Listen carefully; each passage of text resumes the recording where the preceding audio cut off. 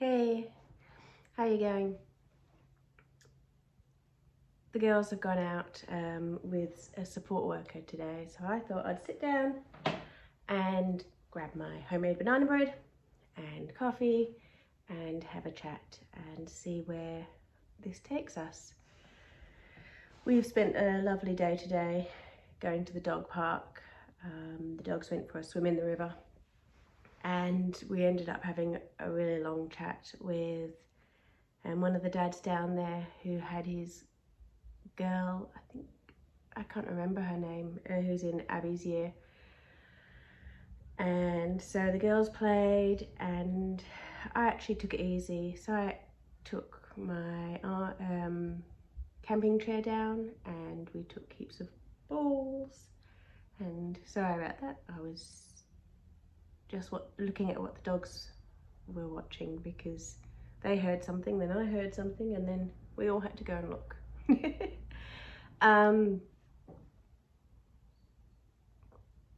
So after having a bit of a quiet morning, made some banana bread, did some house cleaning, had an argument about whose job it was to do the house cleaning.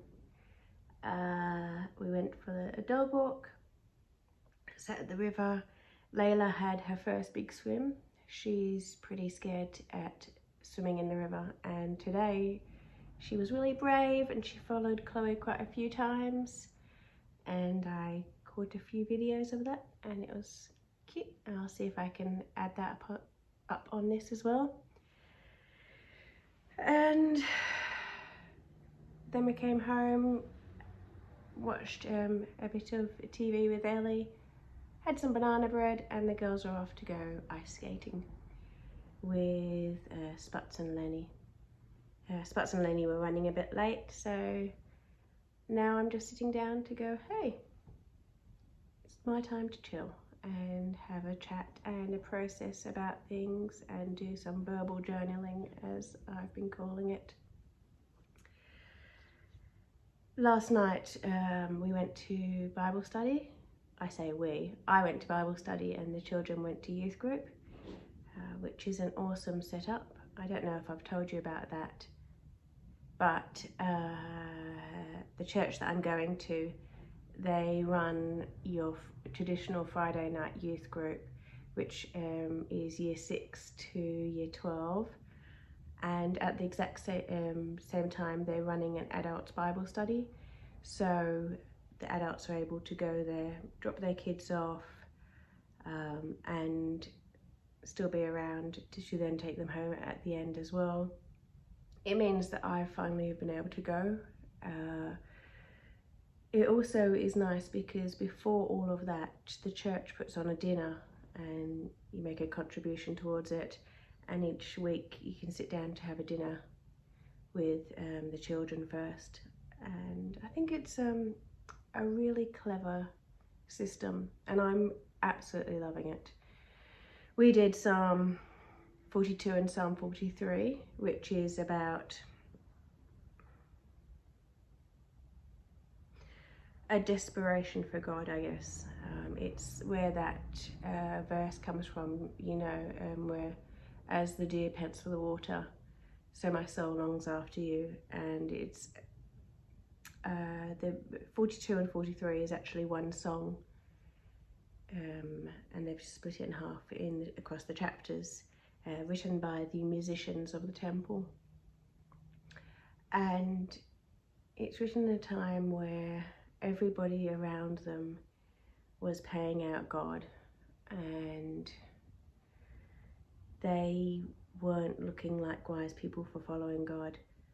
And we looked at the fact that this is happening now and how that is present in our lives and how to look forward and still rejoice in God and still count the blessings and all of that.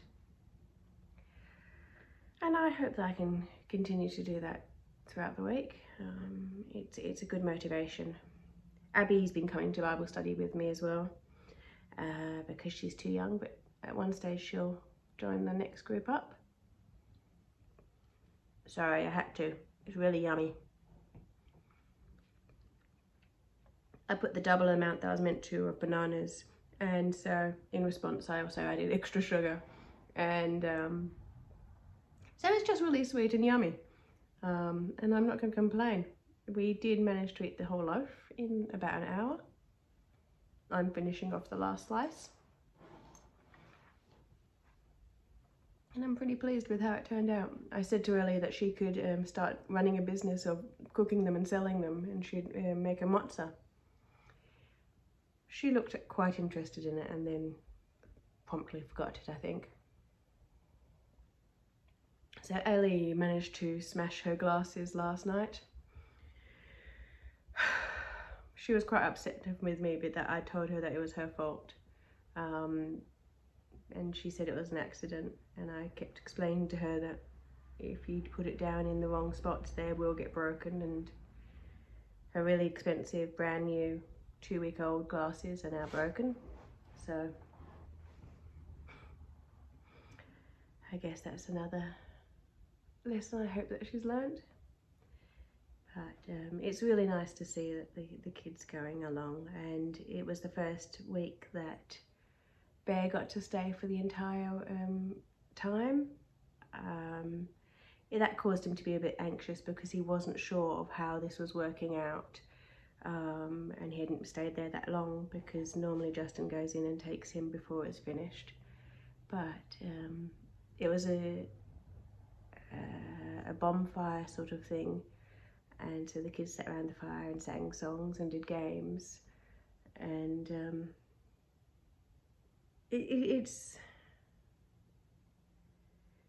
quite interesting to see that Bear came home from school yesterday, and the first thing he did is he looked at me and went, "Hello, Mummy." Huh, I haven't spoken to Daddy and told him not to come pick me up until after youth group. And I was like, okay. And I wasn't sure where that was coming from, but it seemed to be something that was really pushing on his brain about staying for the entire time. So I was like, fine. And I said, do you need to phone Daddy? And he's like, yes, I do. Okay.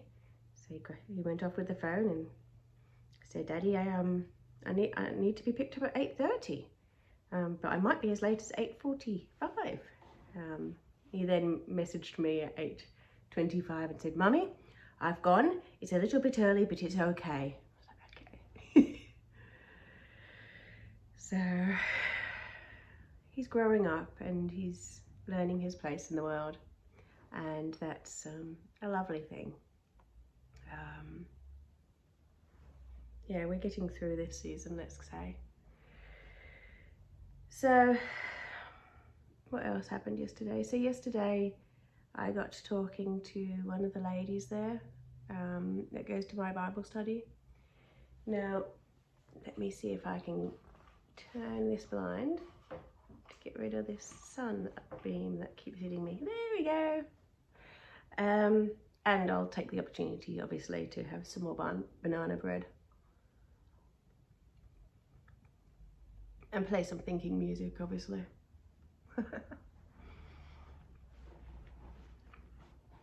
So I was talking to this lady at church yesterday, and she's been 6 years out of her marriage, and she's dealing with a lot of issues with her ex, and she's also looking at being on the dating scene and what that means to her and what type of person she wants to be with. She's also talking about feeling the baggage that having other people in her life who have their own baggage have, and just feeling what they're feeling. And it's a big thing.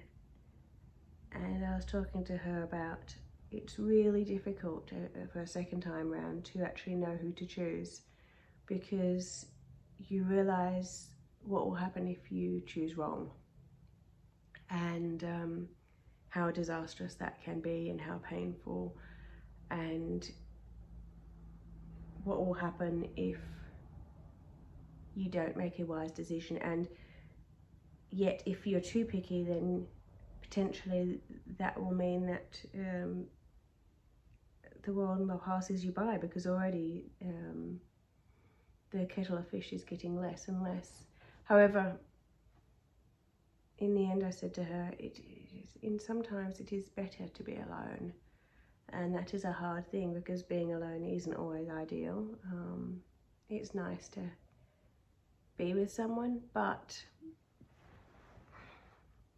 knowing the pain of if you do choose unwisely, especially when there's children involved, it can be disastrous, and it can lead to a different type of pain that's way worse than loneliness. And maybe that just isn't God's plan. It isn't a fun prospect though. I'm going to have some more banana bread in case you didn't notice.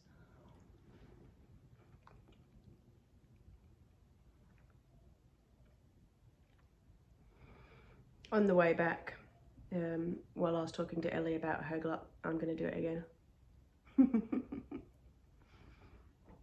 On the way back from Bible study, I was talking to Ellie about her glasses, and she was being a bit grumpy and really stressed out, and she was then talking about that the stress is actually coming from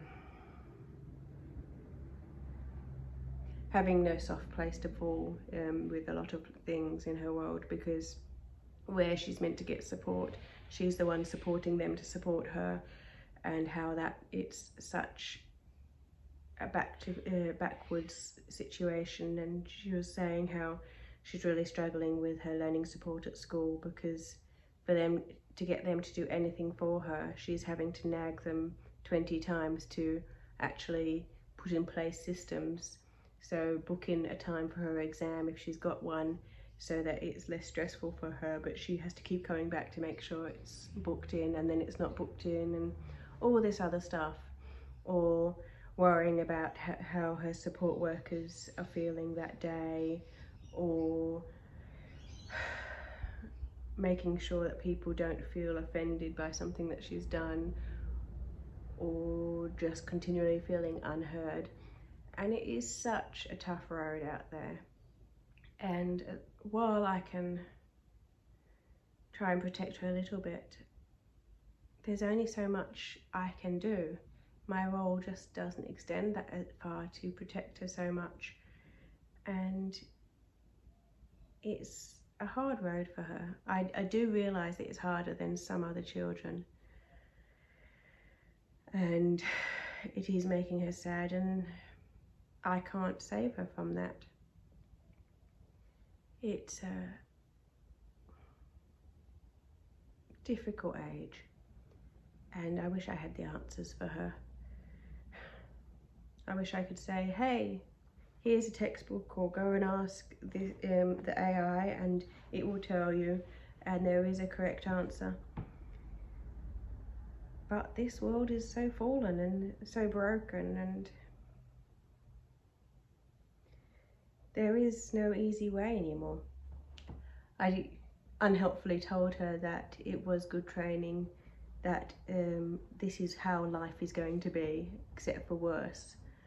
And so this was just a soft way of teaching her up in how to deal with all of this. She didn't exactly appreciate that. No surprise there. I don't think anyone would appreciate going, yeah, don't worry, it's just gonna get worse. But I guess I ran out of things to say, and she needed to hear something. I do hear her though. I feel so often that the things that are there to be a support, I spend so much more time trying to create it, them being sustainable or supporting them to stay around, that it's really a defeated situation. Well, that went deep very quickly, didn't it? I just got a message from the support workers. Let me just check it on my computer.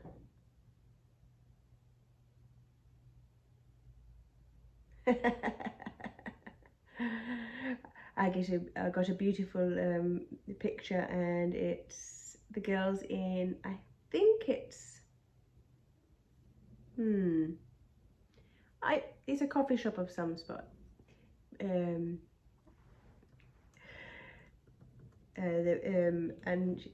with a message saying, "Oops, we came here by mistake." But the girls look happy. How could they not look happy with ice creams and drinks? But yeah, I do love those girls.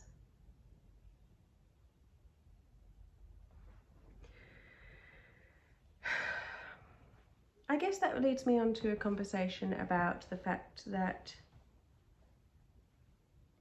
our family does seem to have a tiny little bit more issues here and there, and so a few more mountains have been thrown at us than other families, but not too different. And that's one of the hardest things that I think our family has to conquer, because the children have issues and yet they are very hidden and yet present. They don't get the recognition and the understanding that they need, and it can be really difficult for the children, and it can be difficult for me, because people assume that they need the same type of parenting that any old children need. Now, the children are neurodivergent, and to have 4 children that are divergent, but also to certain levels, each of them being twice exceptional, it makes it a really unique situation. On top of that, they have other issues going on, and it just makes it a situation where there is no manual, and there isn't ever a manual. But this one, there's very few people that have walked the path ahead of us, and it can be quite lonely.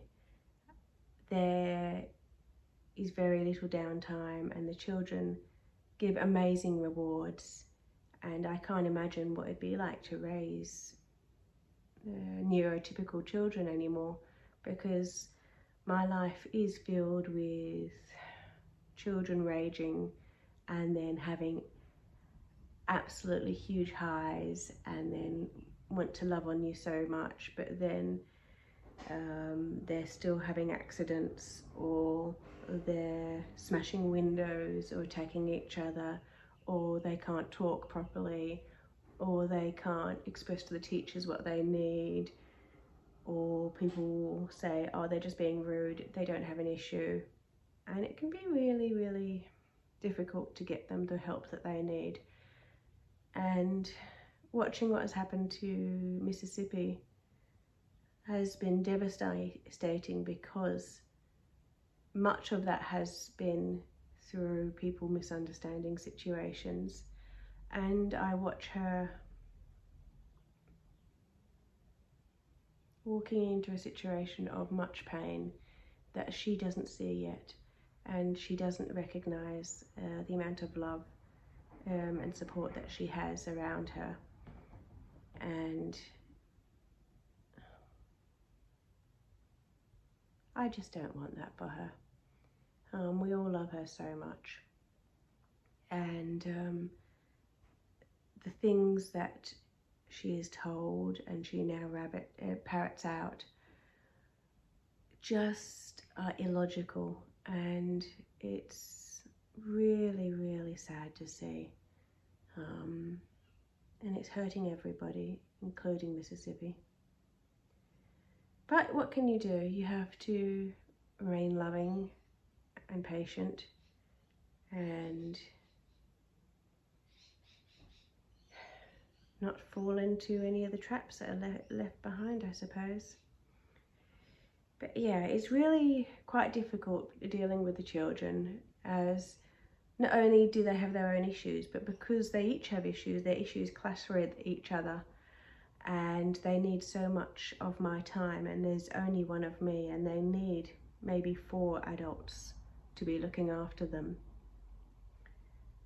And so that means that when I fail them, it fails them much bigger.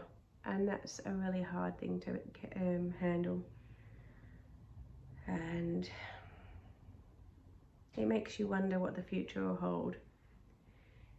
And Ellie gets sad when she thinks about how she has to be responsible for more things than she can handle, even for her own life. And then she's the eldest of the four. And so I don't think she realizes it, but she feels a responsibility to them as well. And that's something that's really cropped up in the last 6 months, that she's started to take on that role of understanding where I'm coming from, and she's seeing how the others' actions are very, very hurtful. And she's seen how she's been through it herself. And so she tries to say, no, don't do that to Mum. And that just causes her even more hardship, because then they're cranky at her as well as everything else.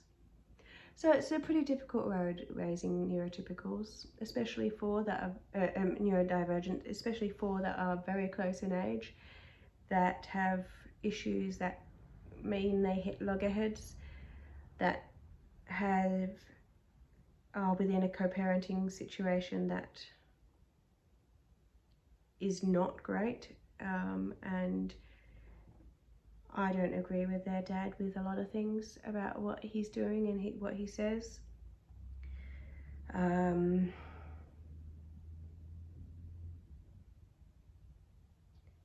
But there is always a way forward. Fortunately, NDIS has been a godsend, but even that has been a hard road. I now know how to fill out NDIS forms like nobody's. I don't know the end of that quote.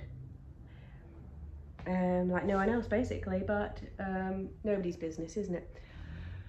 But then what do you do with all the OTs and speeches and all these other things that constantly have to see the kids? And when you have that by 4, suddenly there isn't enough time for the children to be kids.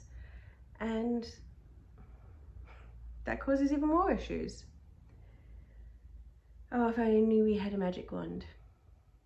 Anyway, that's my rant. That's what's been going through my brain in the last few hours, and I thought I would share. I hope you have a lovely weekend and God bless you. And if there's someone around you that's hurting, try and love them. Thank you for listening.